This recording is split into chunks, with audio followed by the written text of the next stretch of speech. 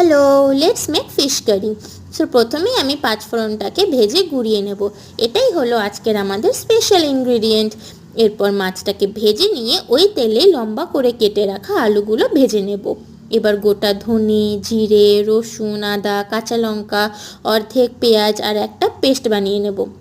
এখন গরম তেলে কালো জিরে, শুকনো লঙ্কা, তেজপাতা ফোড়ন দিয়ে তাতে পেঁয়াজগুলো ভেজে নেব। পেঁয়াজগুলো গোল্ডেন ব্রাউন হয়ে এলেই তাতে পেস্ট অ্যাড করে নেব। এতে পরিমাণ মতো নুন, হলুদ, কাশ্মীরি লঙ্কার গুঁড়ো, চিনি অ্যাড করে সামান্য জল দিয়ে ঢাকা দিয়ে দেব। এখানে আমি চিনি অ্যাড করেছি কারণ এতে কালারটা ভালো আসে।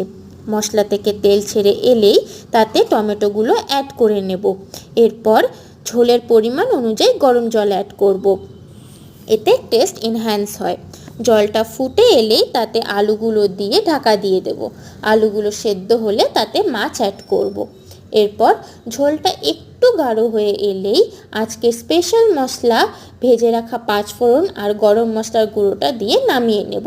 এই গরম মশলার গুঁড়োটা আমি অলরেডি ঘরে বানিয়ে স্টোর করে রাখি।